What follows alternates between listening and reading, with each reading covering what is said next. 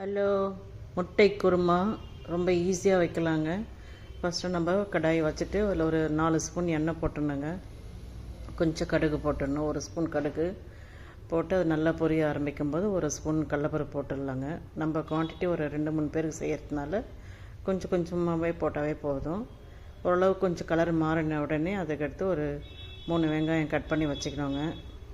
அந்த 3 வெங்காயத்தை நம்ம போட்டு வதக்க வேண்டியது தான். ஓரளவு கலர் மாறி வந்துடும். கலர் மாறி வரும்போது அதுக்கடுத்து எப்பவுமே வெங்காயம் நல்லா வதங்கினா தான் நல்ல டேஸ்ட் வருங்க. அதுக்காக ஓரளவு கொஞ்சம் வதக்கினே இருக்கணும். அதுக்கடுத்து அப்புறமா தக்காளி போட்டுக்கணும். தக்காளியும் ஒரு 3 தக்காளி போட்டுக்கணுங்க.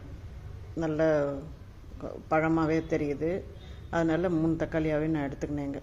நம்மளுக்கு குவான்டிட்டி நிறைய வேணும்னா 4 தக்காளி கூட எடுத்துக்கலாம்.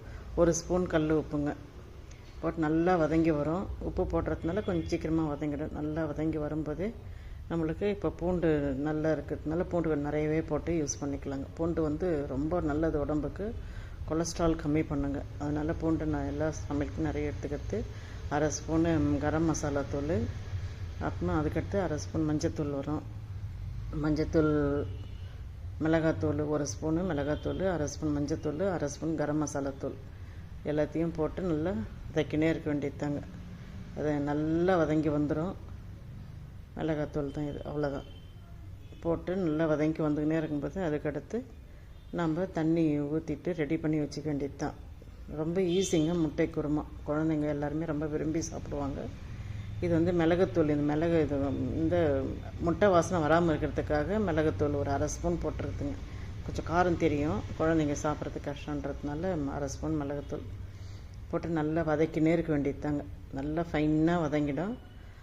ஓரளவு நல்லா அந்த வெங்காயம் தக்காளி அதுவான பிறகு நம்ம தண்ணி தேவையான அளவுக்கு தண்ணி ஊற்றிட்டு சும்மா லேசாக தட்டு போட்டு மூடி வைக்கலாம். அப்படியே கொஞ்சம் வச்சோம்னா சீக்கிரமாக சுண்டிடுங்க.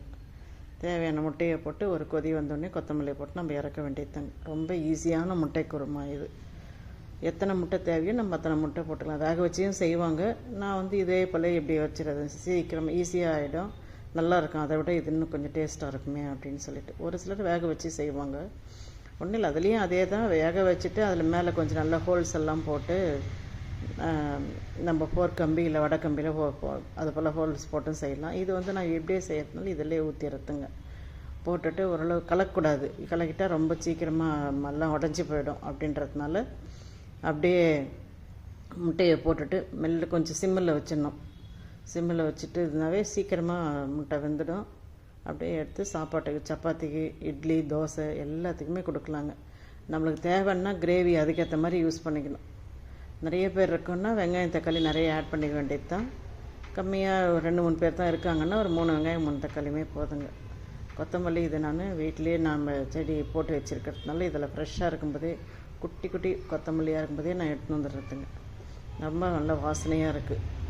அவ்வளோதாங்க. நல்லா கொதித்த உடனே நம்ம சப்பாத்திக்கு ரெடி பண்ணி